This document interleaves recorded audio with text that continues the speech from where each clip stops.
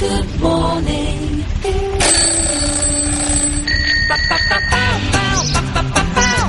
morning. Good morning. It's a beautiful day. جی welcome back viewers, you are watching programme morning with Royal. ہم لوگ اپنے مہمانوں سے بات کرتے. ڈاکٹر صاحب بڑی امپورٹنٹ ڈسکشن ہو رہی تھی، سر سے بات شروع کرتے ہیں. جی میں یہی بات کہہ رہا تھا کہ ہمارے لیے خوشخبری ہے ایک تو میرے لیے، آپ کے لیے، تمام ناظرین کے لیے، کہ رب کی رحمت رب کے قہر پر غالب ہے. وہ رحمان ہے، رحیم ہے، معاف کرنے والا ہے. اللہ تعالیٰ نے خود قرآن میں 70 ماؤں سے زیادہ کہ ہم نے اپنے ذمہ لکھ لی رحمت، یعنی اللہ تعالیٰ خود کمٹ کرتے ہیں کہ میں نے اپنے اوپر کیا ڈیوٹی نافذ کی ہے، رحمت. کس کے لیے؟ کس کے لیے؟ ٹھیک، انسانوں، تمام انسانوں. دیکھیے میں آپ سے گزارش کروں، وہ بچہ جو فرما بردار ہو وہ اچھا لگتا ہے، جو نافرمان ہو اس کو ماں بددعائیں بھی دیتی ہے، اخبار میں اشتہار بھی دیا جاتا ہے میں نے اپنے فلاں بن فلاں کو اپنی تمام جائیداد سے آگ کر دیا.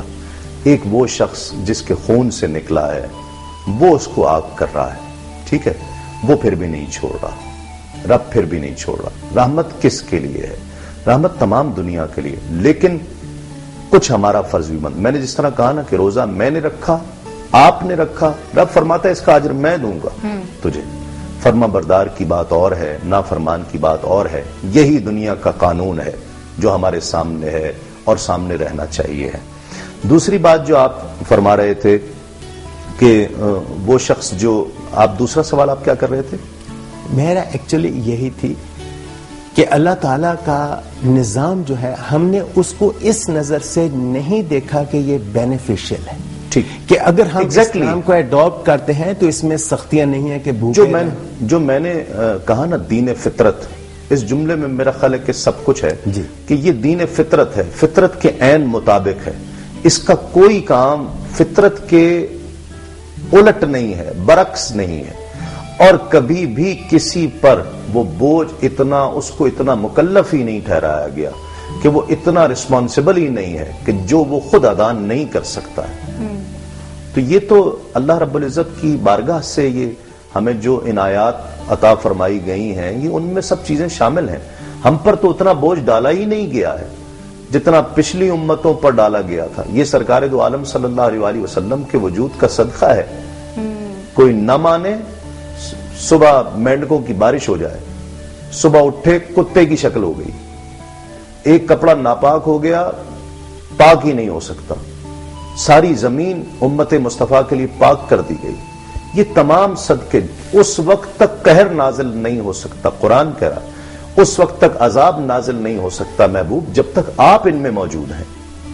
تو ہم پر کتنے انعامات ہیں، ہم پر کتنی کرم نوازیاں ہیں، پھر بھی اگر ہم اس کا شکر ادا نہیں کرتے ہیں تو پھر دیکھیے میرے کہنے آپ کے، آپ سوال کر رہے ہیں تو کس فکر سے کر رہے ہیں؟ یہی نا کہ تبدیلی چاہتے ہیں. آپ چاہتے ہیں کہ وہ لوگ جو ہمیں دیکھنے والے ہیں وہ اس گفتگو کو سن کر اپنے اندر تبدیلی محسوس کریں، کچھ چینج محسوس کریں.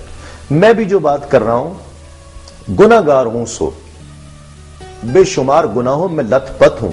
شاید میرے دیکھنے والے اتنے گناہگار نہیں ہوں گے جتنا میں ہوں، لیکن اس کا قانون وہ ایک قانون کی حیثیت رکھتا ہے، وہ ایک منشور کی، ایک دستور کی حیثیت رکھتا ہے.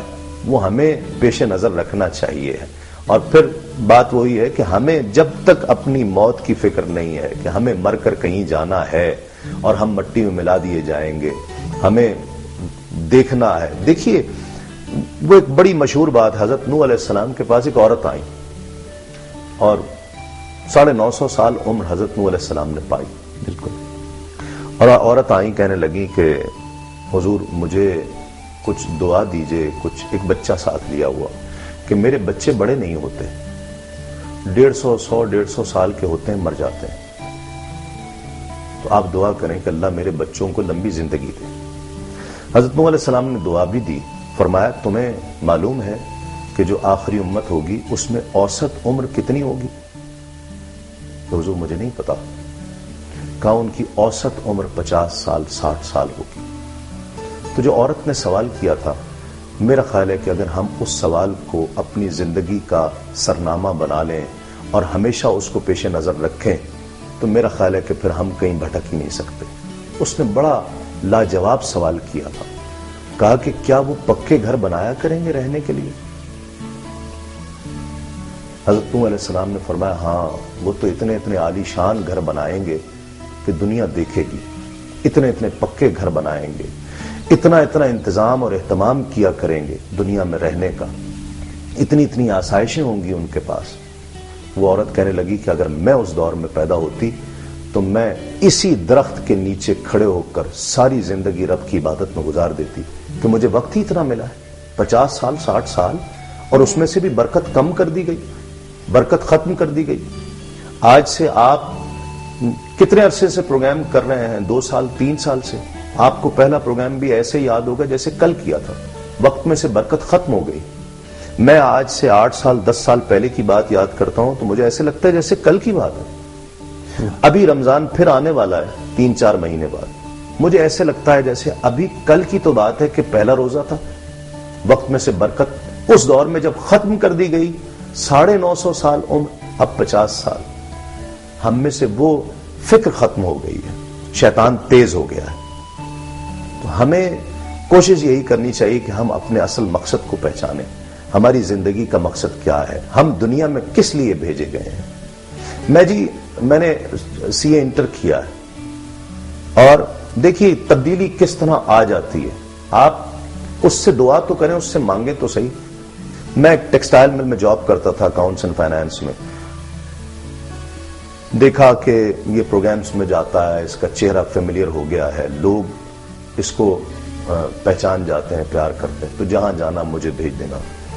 اب میں جتنے ہمارے ہاں وہ ایکسپورٹ ڈی فائنانسز تھے اور جتنے رننگ فائنانسز تھے، سب یہ جتنے سود کے ساری تھے وہ میں کرتا تھا، تو میری جاب تھی. خود نہیں کرتا تھا میں، لیکن وہ تمام ڈیلنگز کرتا تھا. اس میں میری گواہی بھی ہوتی تھی، سائن بھی. جب 2 سال 2.5 سال 3 سال گزرے تو مجھے خیال آیا کہ یار میں دنیا میں کیا اس لیے آیا ہوں کہ میں یہ سود کا کام کروں اور میں یہ سود کی لکھت پڑھت کروں؟ کیا میں دنیا میں اس لیے آیا تھا؟ کیا میرا یہ کام ہے؟ میں نے رب سے دعا کی کہ مولا، اور سچے دل سے دعا کی کہ مولا مجھے تو اس دلدل سے نکال دے. میں اس میں رہنا نہیں چاہتا. مجھے کوئی بہتر نعم البدل عطا فرما. میں اس گندگی میں نہیں جس کے لیے تو نے مذمت فرمائی ہے، جس کے لیے تو نے فرمایا کہ جو سود لے دے اس نے اللہ سے جنگ کا اعلان کیا. مولا میں تو تیرا فرما بردار ہوں، میں تیرا بندہ ہوں، میں یہ نہیں کر سکتا. آپ یقین مانے وہ 3-4-5 سال کا عرصہ ہو گیا مجھے جاب چھوڑے. میں نے دنیا دیکھ لی.